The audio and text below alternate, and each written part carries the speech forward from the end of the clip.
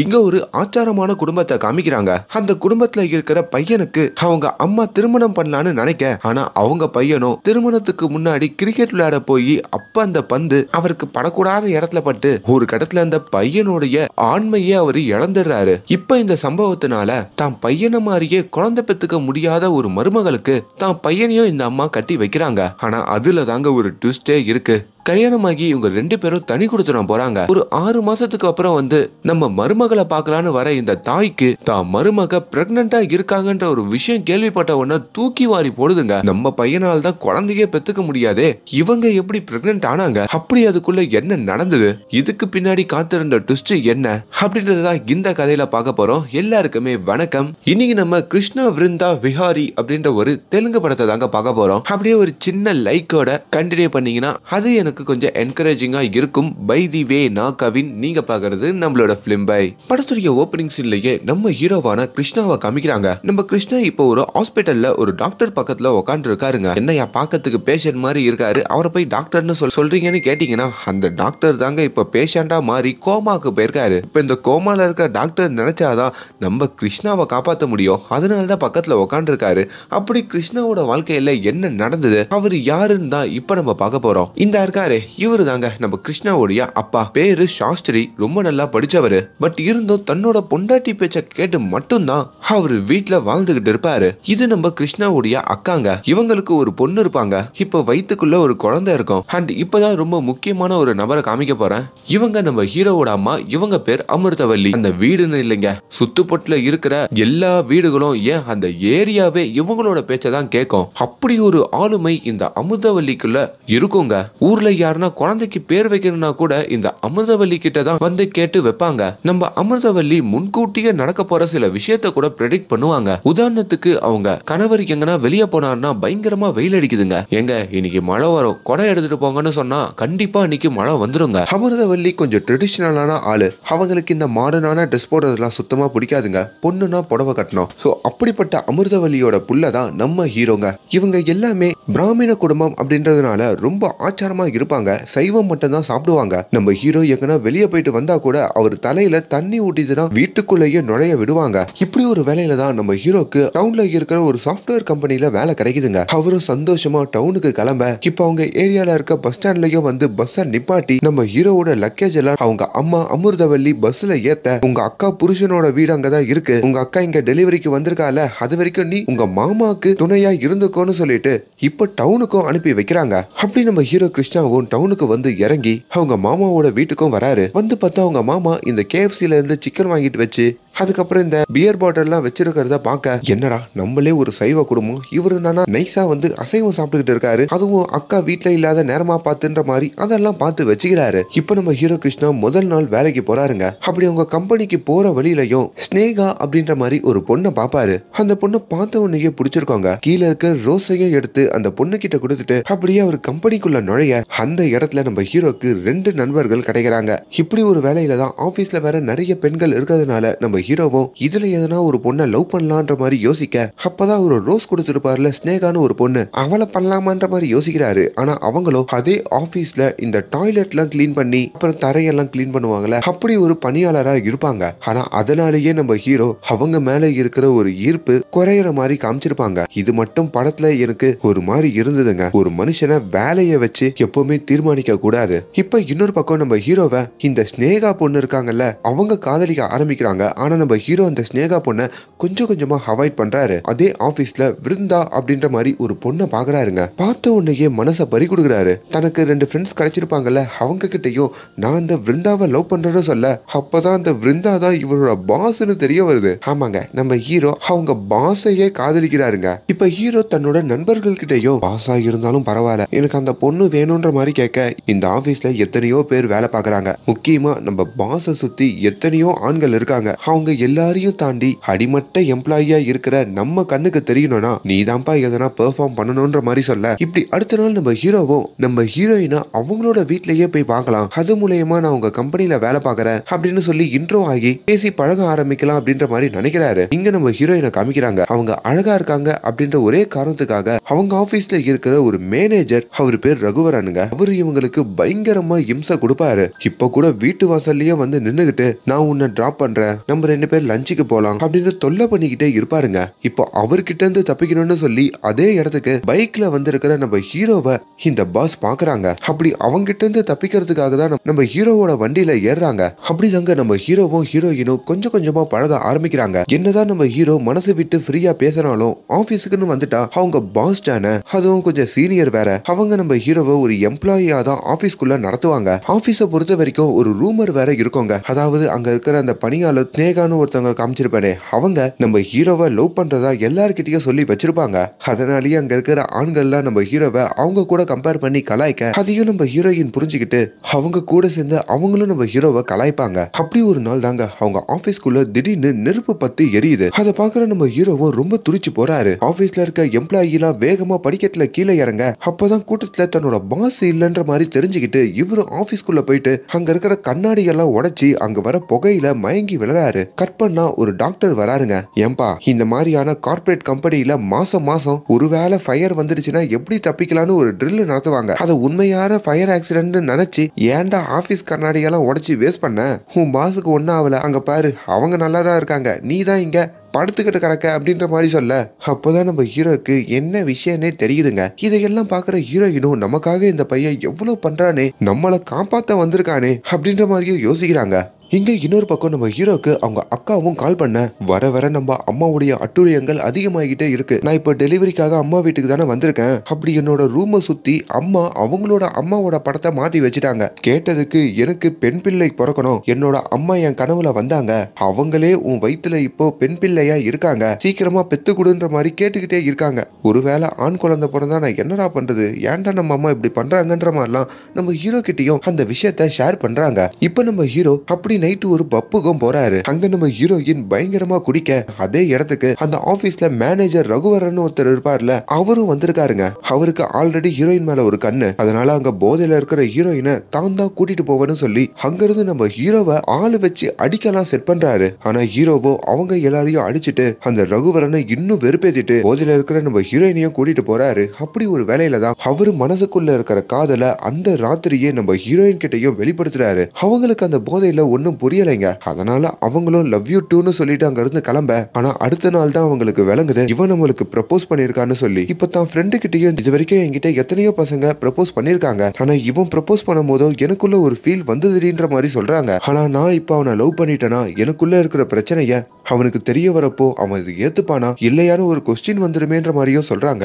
அப்படி நம்ம ஹீரோயினுக்குள்ள என்ன பிரச்சனை இருக்கு, எதை மறைச்சி அவங்க வாழ்ந்துட்டு இருக்காங்கன்றதை இப்ப பார்க்க போறோம். நம்ம ஹீரோ ப்ரப்போஸ் பண்ணதுல இருந்து நம்ம ஹீரோயினுக்கு எங்க நம்ம இவனை லவ் பண்ணிடுவோமோ அவனுக்கு அந்த பிரச்சனை தெரிஞ்சிருமோ அப்படின்ற ஒரு பயத்துல மூணாருக்கு போயிடுறாங்க. ஆனா அங்கேயும் நம்ம ஹீரோ வராரு. எதுக்காக என்னை விட்டு விளங்கி போற, அன்னைக்கு லவ் யூ டூன்னு சொன்னியே அப்ப அதெல்லாம் பொய்யா, அப்படி உனக்கு என்னதான் பிரச்சனைன்ற மாதிரி கேட்கும் போதுதான் எனக்கு POI டிசார்டர் அப்படின்ற மாதிரி ஒரு நோய் இருக்கிறதாகவும், இதனால என்னால கல்யாணம் எல்லாம் பண்ணிக்க முடியும் ஆனா குழந்தை மட்டும் பெத்துக்க முடியாது, என்னால தாய்மை அடைய முடியாது, அதுதான் என்னோட பிரச்சனைன்ற மாதிரி நம்ம ஹீரோயின் சொல்றாங்க. இதை கேட்கிற ஹீரோக்குமே ஒரு பெரிய ஷாக்கா இருக்குங்க. பட் இருந்தாலும் அவரோட காதல் அவ்வளவு உண்மையா இருக்கிறதுனால இது ஒண்ணு எனக்கு பிரச்சனை இல்ல, நான் உன்னதான் காதலிச்சனே தவிர நம்ம கல்யாணத்துக்கு அப்புறம் இப்படி இருக்கணும் அப்படி இருக்கணும்னு சொல்லி தான் காதலிக்கல, எனக்கு சம்பந்தம் தான் சொல்ல, நம்மளுக்கு ஒரு வேளை குழந்தை வேணும்னா இங்க எத்தனையோ ஆசிரமத்துல அப்பா அம்மா இல்லாத எத்தனையோ குழந்தைகள் இருக்காங்க, அவங்கள தத்தெடுத்துக்கலான்ற மாதிரியும் சொல்றாரு. இது நம்ம ஹீரோயினுக்கும் பிடிச்சிருக்குங்க. ஆனா ஹீரோயின் ஒரு கண்டிஷனை வைக்கிறாங்க, நான் ஒரு நார்த் இந்தியன் பொண்ணு, எங்க அப்பா பஞ்சாபி, எங்க ஃபேமிலியில ஹிந்தி மட்டும் தான் பேசுவாங்க,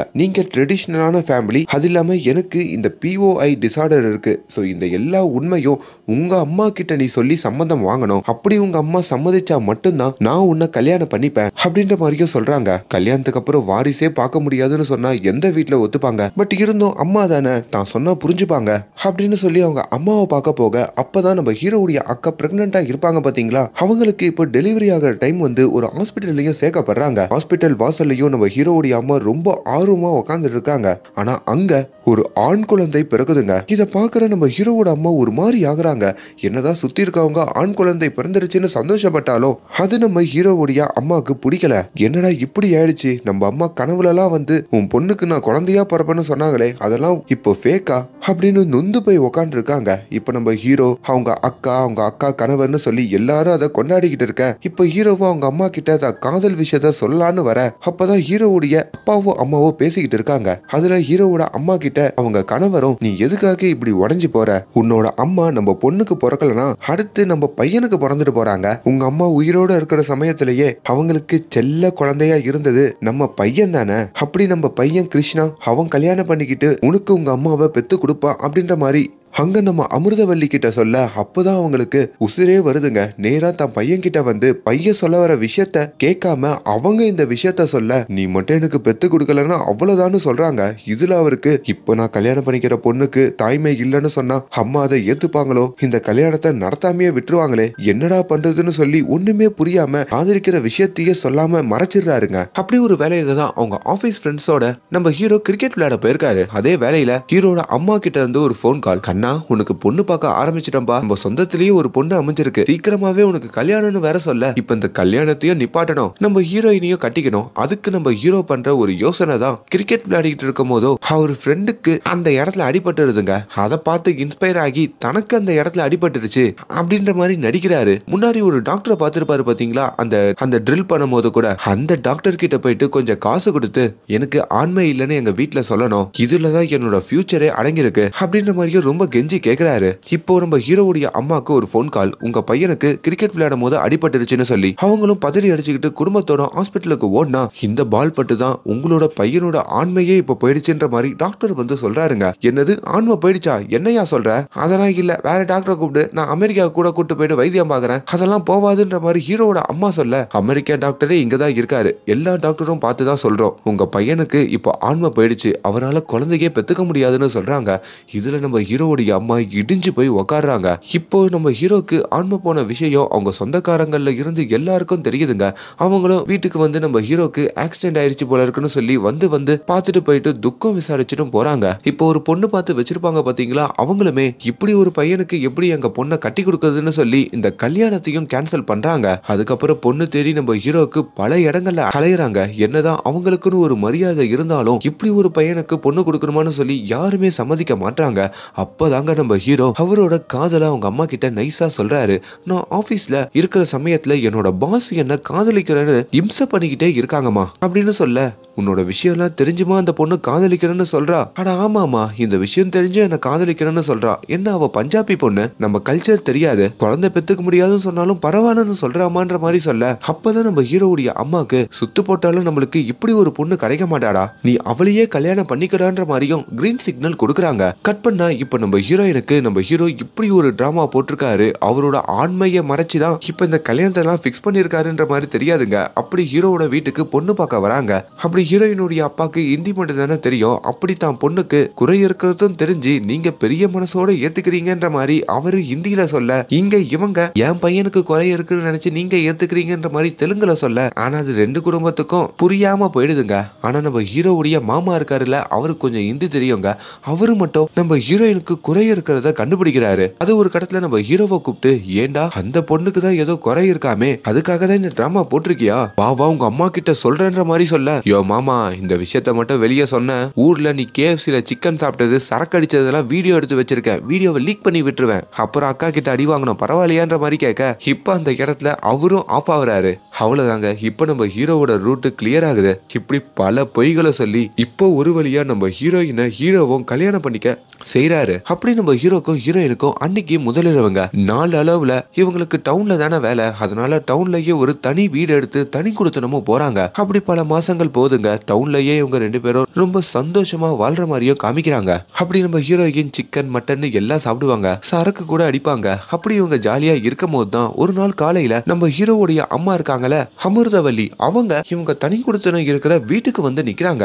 அதை பாக்குற ஹீரோக்கும் பெரிய ஷாக்குங்க. இங்க இருந்து தாங்க பிரச்சனையே ஆரம்பிக்குது. அம்மா வீட்டுக்குள்ள வரதுக்குள்ள தான் மனைவி குடிச்ச சரக்கு பாட்டில்ல இருந்து சிக்கன் மட்டன் எல்லா கவரையும் எடுத்து குப்பத்தொட்டியில போட்டு வீடையே இப்ப கிளீன் பண்றாரு. இப்ப அவங்க அம்மாவை வீட்டுக்குள்ளேயும் கூப்பிட, என்னடா வீடெல்லாம் கிளீனா தான் இருக்கு, ஆனா ஒரு சாமி ரூம் கூட இல்லையேன்ற மாதிரி அமிர்தவல்லி அங்க குறை சொல்ல ஆரம்பிக்கிறாங்க. என்ன காலையில 9 மணி ஆச்சு, இன்னும் கூட மருமக எழுந்துக்கலையான்ற மாதிரி கேட்க, அவளுக்கு நைட் ஷிஃப்ட் வேலை, அதான் இன்னும் எழுந்துக்கலன்ற மாதிரி ஹீரோ சொல்ல, வெறும் டிஷர்ட் மட்டுமே போட்டுக்கிட்டு ஒரு மாடர்ன் ட்ரெஸ்ல நம்ம ஹீரோயின் வந்து நிக்கிறாங்க. அதையும் நம்ம ஹீரோவுடைய அம்மா பாக்குறாங்க. அவங்களுக்கு தான் மாடர்னா இருந்தாலே பிடிக்காது. என்னடா பொண்ணு சாரி கட்டுவான்னு சொன்ன, இங்க இப்படி எல்லாம் சுத்திக்கிட்டு இருக்கா அப்படின்ற மாதிரி கேட்க, இந்த இப்பயே சாரி கட்டி கூட்டிட்டு வரமான்னு சொல்லி இப்ப தான் மனைவி கிட்டையும், அம்மா வீட்ல இருந்து போற வரைக்கும் கொஞ்சம் அட்ஜஸ்ட் பண்ணி இரு, அவங்க கொஞ்சம் பயபக்தியோட ட்ரெடிஷனலா இருக்கிறவங்கன்ற மாதிரி இப்ப அவங்களுக்கு துணியெல்லாம் சுத்தி விட்டு இப்ப வீட்டுக்கும் கீழே கூட்டு வராங்க. இப்ப வீட்லயும் ஹீரோவுடைய அம்மா அவங்களுக்கு பிடிச்ச மாதிரி பூஜை ரூம் இது அதுன்னு மாத்த செய்யறாங்க. முக்கியமா வீட்ல ஒரு மீன் தொட்டி வச்சிருப்பாங்க. என்னடா வீட்டுக்குள்ளேயா மீனை வளர்ப்பீங்க, இதை எடுத்துட்டு போய் குளத்துல விட்டுருவாடா அப்படின்ற மாதிரி ஹீரோயின் ஆசையா வளர்க்குற மீனை கூட இப்ப அவங்க மாமியாரான ஹீரோட அம்மா குளத்துல விடுறாங்க. எல்லாரும் ராத்திரி தூங்க போனா அப்பதான் நம்ம ஹீரோயின் வேலைக்கே கிளம்புவாங்க. இந்த பொண்ணு என்னடா ராத்திரி வேலைக்கு போறான்ற மாதிரி ஹீரோவோட அம்மா கேட்க, அவ நைட் ஷிஃப்ட் வேலைக்கு போறவமா, ராத்திரி தான் போனோம், ஏன்னா அமெரிக்கால இப்பதானே பகல்னு சொல்ல, இப்ப அந்த பொண்ணு போனதுக்கு அப்புறம் ராத்திரி பையன் கிட்டயோ வந்து இப்படி ராத்திரி பொண்ணு வேலைக்கெல்லாம் அனுப்பாதப்பா, ரொம்ப ரிஸ்க்ன்ற மாதிரி அவங்க சில அட்வைஸ் எல்லாம் சொல்றாங்க. இப்படி அடுத்த நாள் காலையில விடியுதுங்க. நம்ம ஹீரோயினும் கேப்ல வந்து இறங்குறாங்க. அதையும் நம்ம ஹீரோவுடைய அம்மா கவனிக்கிறாங்க. கேப் டிரைவர் வெளியே வந்து நம்ம ஹீரோயின் கிட்ட அவங்களுடைய போனை கொடுக்க, அதையும் நம்ம ஹீரோட அம்மா கவனிச்சு, என்ன இந்த பொண்ணு ஏதோ பசங்க கூட எல்லாம் பேசுறான்ற மாதிரி நினைச்சுக்கிறாங்க. இப்ப வீட்டுக்குள்ள நுழையறதுக்கு முன்னாடி எப்பவுமே வீட்டுக்குள்ள வரணும்னா தலையில தண்ணி ஊத்தி தானே வர வைப்பாங்க. அப்படி அவங்க பையனுக்கு பண்றத தான் மருமகளுக்கும் இவங்க பண்ண, அது நம்ம ஹீரோயினுக்கு ஒரு மாதிரி ஆகுதுங்க. இப்ப ராத்திரி நம்ம ஹீரோயின் வேலைக்கு போனாலும் பகல்ல வீட்டு வேலை எல்லாம் பார்க்கணும்னு சொல்லி இந்த காய்கறி வாங்குறதுக்கு கடைக்கு கூட்டிட்டு போறாங்க. அப்பதான் திடீர்னு நம்ம ஹீரோயின் மயக்கம் போட்டு விளையாடுறாங்க. என்னன்னு சொல்லி பதறி போய் ஹாஸ்பிட்டலுக்கு கூட்டிட்டு போறாங்க நம்ம ஹீரோவுடைய அம்மா. ஹீரோயினை செக் பண்ண டாக்டருமே, கங்க்ராச்சுலேஷன், உங்க மருமக பிரெக்னன்ட் ஆகியிருக்கா, அவங்க ஹெல்த்தை கொஞ்சம் பத்திரமா பாத்துக்கங்கன்னு சொல்ல, இதை கேட்டு ஹீரோவுடைய அம்மாக்கு அப்படி ஒரு சந்தோஷங்க. அங்க நம்ம அமிர்தவல்லியும் அதே சந்தோஷத்தோட தான் மகன் கிட்ட இந்த விஷயத்த சொல்லலாம், நம்ம அம்மா இப்போ நம்ம மருமகளுக்கு குழந்தையா பிறக்க போறாங்கன்ற மாதிரி ஓடோடி வர, அப்பதான் அவங்களுக்கு ஒரு விஷயம் ஞாபகம் வருதுங்க. என்னடா இது, நம்ம புள்ளைக்கு தான் ஆண்மை இல்லையே, இங்க நம்ம மருமக பிரெக்னன்டா இருக்கா, என்ன ஏதுன்னு ஒண்ணுமே புரியல, இது எப்படி நடக்கும், அப்ப நம்ம மருமக வேற ஒருத்தர் மூலயமா இப்ப கர்ப்பம் ஆயிருக்காளா, அப்ப நம்ம மகனுக்கு அவ துரோகம் பண்ணிட்டாளான்ற மாதிரி ஒரு யோசனை அவங்களுக்குள்ள வருது. ஆல்ரெடி அவங்க அந்த கேப் டிரைவர் கூட எல்லாம் பேசுறத பாத்துருப்பாங்கல்ல, அதுல தாங்க அவங்களுக்கு இப்படி ஒரு சந்தேகம். இப்ப அவங்க மருமக பிரெக்னன்டா இருக்க விஷயத்த அவங்க மருமக கிட்டயும் மறைக்கிறாங்க, அவங்க மகன் கிட்டயும் இவங்க அம்மா மறைக்கிறாங்க. நாளளவுல இப்படி ஒரு மருமகள் நம்மளுக்கு தேவையா, நம்ம பையனுக்கே துரோகம் பண்ணிட்டாலே, நம்ம பையன் நம்ம பொண்டாட்டி இப்படி ஏமாத்திட்டான்னு சொல்லி உடஞ்சு போய் எதுனா பண்ணிக்கிட்டானா என்ன பண்றது, எப்படின்னா இந்த பொண்ணை நம்ம பையன் கிட்ட இருந்து பிரிச்சிடணும், இவெல்லாம் நம்மளுக்கு மருமகளா வந்தா செட் ஆக மாட்டான்ற மாதிரி நம்ம ஹீரோயினோட அம்மா அங்க யோசிக்க ஆரம்பிக்கிறாங்க. இருந்து அவங்க பையன் காலையில வேலைக்கு போயிடுவாருங்க. அப்படி போன சமயத்துல மருமகளை கொடுமைப்படுத்த ஆரம்பிக்கிறாங்க. கொஞ்சம் கொஞ்சமா இந்த பொண்ணுக்கு நம்மளையும் நம்ம பையனையும் பிடிக்காம போகணும்னு சொல்லியே அவங்க வீட்டுல ஒர்க் ஃப்ரம் ஹோம்ல இருக்கும் போதோ வேண்முனே கீழே இருந்து இவங்க சாமி கும்பிடன்னு சொல்லி இந்த பூஜைக்கான மணியை வேகமா அடிக்கிறது. அவங்க மருமக வேலை பார்த்து இருக்கும் போது கூட அவங்கள வற்புறுத்தி காஃபி போட்டு கொடுக்க சொல்றது. காஃபி போட்டு கொடுத்தா இதுக்கு நான் கடையிலேயே போய் குடிச்சிட்டு வந்துடுவேன், அவ்வளவு கேவலமா இருக்குன்னு சொல்றது. இந்த மார்வாடிஸ்லாம் ஒரு ஃபெஸ்டிவல் கொண்டாடுவாங்க. அதாவது நிலாவை பார்த்துட்டு அப்படியே தங்களோட கணவருடைய முகத்தை பார்ப்பாங்க. அந்த ஃபெஸ்டிவலுக்காக நம்ம ஹீரோயினும் ஹீரோவை சீக்கிரமா வீட்டுக்கு வர சொல்றாங்க. ஆனா அதை முன்கூட்டி தெரிஞ்சுக்கிட்ட நம்ம ஹீரோவுடைய அம்மாவும் அன்னைக்கு ராத்திரி அவங்க கோயிலுக்கு கூட்டிட்டு போயிடுறாங்க. இதுல இன்னும் நம்ம ஹீரோயினுக்கு ஹீரோ மேல அவங்க அம்மா மேல கோபம் அதிகமாகுதுங்க. ஒரு நாள் நம்ம ஹீரோயின், உங்க அம்மா வந்ததுல இருந்து நீ கொஞ்சம் மாறிட்ட, இதை நான் சொல்லக்கூடாதுதான், ஆனா இப்பெல்லாம் உங்க அம்மா என்கிட்ட கொஞ்சம் கடுமையா நடந்துக்கிற மாதிரி இருக்கு அப்படின்ற மாதிரிலாம் சொல்ல, ஹீரோவும் அவங்க குணமே அப்படிதான், கொஞ்சம் அட்ஜஸ்ட் பண்ணி போயிட, இன்னும் கொஞ்ச நாள் இந்த வீட்டுல இருந்து அவங்க ஊருக்கு கிளம்பிடுவாங்கன்ற மாதிரி சொல்றாரு. இப்படி ஒரு வேலையில தான் நம்ம ஹீரோ காலையில வேலைக்கு கிளம்ப, ஹீரோவுடைய அம்மாவும் வீட்டுல தனியா இருக்காங்க. அப்ப ஹீரோயினுடைய ஃப்ரெண்டு வேற வீட்டுக்கு வந்திருக்க, இங்க நம்மள பாத்துக்கிறதுக்கே இந்த பொண்ணுக்கு வக்கில்ல, இதுல கெஸ்ட வேற பாத்துக்கிறாளாம், நம்மளுக்கு ஒரு நல்ல காஃபி போட்டு கொடுத்துருக்காளா, எப்ப பார்த்தாலும் கழனி தண்ணி மாதிரி போட்டு கொடுக்குறான்ற மாதிரி அங்க அவங்க ஃப்ரெண்டு முன்னாடியே நையின்னு பேசிக்கிட்டு இருக்க, ஏமா இப்பயாச்சும் நல்ல காஃபி போட்டு குடிப்பியா, இல்ல கை வலிக்குது கால் வலிக்குதுன்னு உள்ள போய் பத்துப்பியா அப்படின்ற மாதிரியே குறை சொல்றாங்க. இதுல அது வரைக்கும் பொறுமையா இருந்த நம்ம ஹீரோயினுக்கு செம்ம எரிச்சலாகி பாலையும் காஃபி தூளையும் சர்க்கரையும் கொண்டு வந்து உங்களுக்கு வேணும்னா நீங்களே காஃபி போட்டுக்கங்க, இன்னொரு வாட்டி என்கிட்ட இது மாதிரி பேசுற வேலை வச்சுக்காதீங்கன்ற மாதிரி பயங்கரமா கத்துறாங்க. ஹீரோவும் வீட்டுக்கு வராருங்க. வீட்டுக்கு வந்த உடனே உன் பொண்டாட்டி என்னடா ஓவரா பேசுறான்ற மாதிரி அவங்க அம்மாவும் நடந்த விஷயத்த சொல்ல, ஈவினிங் வேற அவங்க அக்கா பொண்ணுக்கு பிறந்தநாள் பார்ட்டி வச்சிருக்காங்க. அந்த ஃபங்க்ஷன்ல வேற இவங்க கலந்துக்கணுங்க. சரி உன் பொண்டாட்டிய சீக்கிரமா கிளம்பி வர சொல்லு, உங்க அக்கா ஃபங்க்ஷனுக்கு போகணும்லன்ற மாதிரி ஹீரோவுடைய அம்மாவும் சொல்ல, இப்ப நம்ம ஹீரோவும் அவங்க பொண்டாட்டி பார்க்க வராரு. அவங்க செம்ம டிப்ரெஷன்ல இருக்காங்க. அதனால அந்த ஃபங்க்ஷனுக்கு என்னால வர முடியாதுன்ற மாதிரி அவங்க பொண்டாட்டி சொல்ல, நம்ம குடும்ப ஃபங்க்ஷன் டி, நீ மட்டும் வரலனா அவ்வளவுதான், தயவு செஞ்சு வான்ற மாதிரி நம்ம ஹீரோவும் வற்புறுத்துறாரு. அதனால அவங்க வேண்டா வெறுப்பா அங்க ஒரு சுடிதார் போட்டுட்டு கிளம்ப,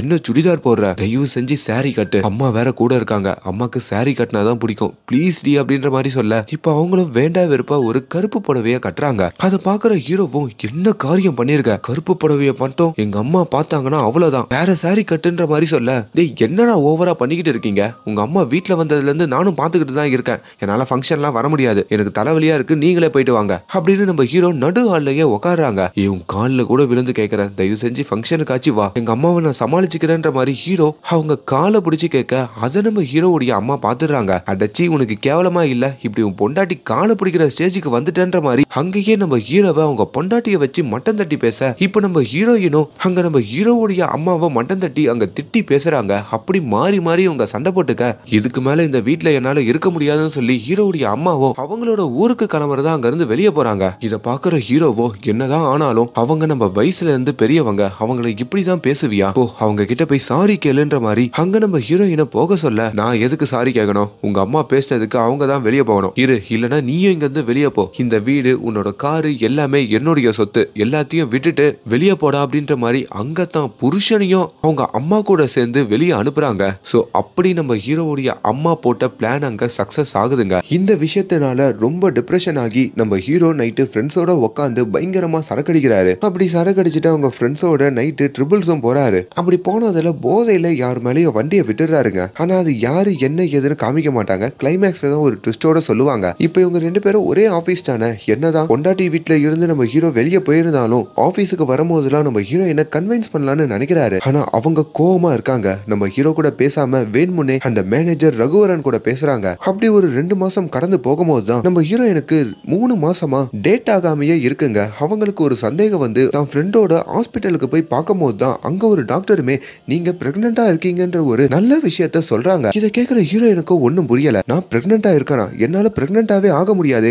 இது எப்படி பாசிபிள்னு கேட்க, உங்களோட POI டிசார்டர் இருக்கிறதுனால உங்களுக்கு பிரெக்னன்சி பாசிபிள் இல்லதான், ஆனாலும் 100ல 1 கேஸ் பிரெக்னென்ட் ஆகிறதுக்கு வாய்ப்பு இருக்கு, அப்படி நீங்க 100ல 1 சோ பிரெக்னெண்டா இருக்கீங்க, குழந்தையும் ஹெல்த்தா தான் இருக்காங்க அப்படின்ற ஒரு நல்ல விஷயத்த சொல்றாங்க.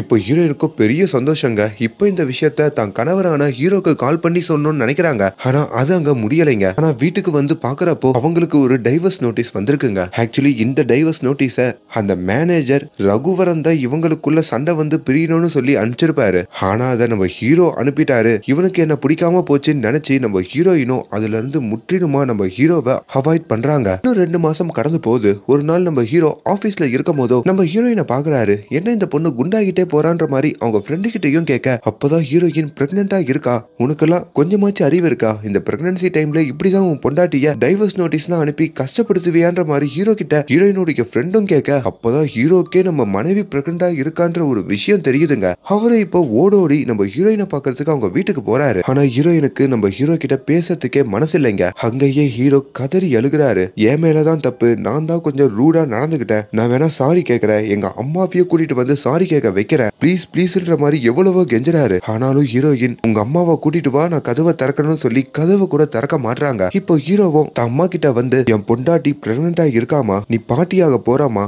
உன்னோட அம்மாவே என் பொண்டாட்டி வயித்துல வந்து பிறக்க போறாங்கமான்ற மாதிரிலாம் சொல்ல, அது எப்படிடா முடியும், உனக்கு தான் ஆண்மை இல்லையே அப்படின்ற மாதிரி ஹீரோவுடைய அம்மா கேட்க, ஆக்சுவலி இது எல்லாமே டிராமாமா, நான் இந்த பொண்ணை கல்யாணம் பண்ணிக்கணும்னு சொல்லி தான் நான் எவ்வளவு நடிச்சேன்ற மாதிரி ஹீரோ சொல்றாரு. ஆனா அதை எதையுமே ஹீரோவுடைய அம்மா நம்ப மாட்டாங்க. சும்மாவும் இஷ்டத்துக்கு ஏத்த மாதிரி கதை சொல்லிக்கிட்டு இருக்காத, நீ வேணா வெஸ்டர்ன் கல்ச்சர் இந்த கல்ச்சர்னு சொல்லி இன்னொருத்தனோட குழந்தைக்கு அப்பாவா மாறுவ, ஆனா என்னாலலாம் மாற முடியாதுன்னு சொல்லி அப்பயும் நம்ம ஹீரோவை தான் தப்பா நினைக்கிறாங்க. அப்பதான் ஹீரோக்கு தான் அம்மா நம்பணும்னா அந்த டாக்டர் டாக்டர் இருக்கார்ல அவரே வந்து உண்மையை சொல்லிட்டாருன்னா அம்மா நம்பிடுவாங்கன்னு சொல்லி இப்ப அந்த டாக்டரை மீட் பண்ண வந்தா அந்த டாக்டருக்கு ஒரு ஆக்சிடென்ட் ஆகி அது மூலயமா கோமாக்கு போயிட்டாருன்ற மாதிரி தெரிய வருதுங்க. ஸோ இதை தான் ஓப்பனிங் சீன்ல காமிச்சிருப்பாங்க. அப்படி அந்த டாக்டர் கிட்ட நம்ம ஹீரோ அவங்க ஃப்ரெண்ட்ஸ் எல்லாம் உட்காந்துக்கிட்டு எப்படின்னா அவரு திரும்பி கோமால இருந்து எழுதுக்கணும்னு சொல்லி எவ்வளவோ போராடுவாங்க. இன்னொரு பக்கம் காலங்களும் ஓடும். இன்னொரு பக்கம் ஹீரோவோ அவங்க மனைவி கிட்ட பேச முடியாம தவிப்பாரு. அவங்களுக்கும் இந்த டெலிவரி டேட் கிட்ட நெருங்கிக்கிட்டே இருக்கும். இப்படி ஒரு வேலையில தாங்க நம்ம ஹீரோயின் அவங்களோட டைவர்ஸ் நோட்டீஸை இப்ப நம்ம ஹீரோக்கு அனுப்புறாங்க. அதுல இன்னமும் ஹீரோ நொறுங்குறாரு. எவ்வளவு முயற்சி பண்ணியும் நம்ம மனைவி நம்மள புரிஞ்சுக்கல,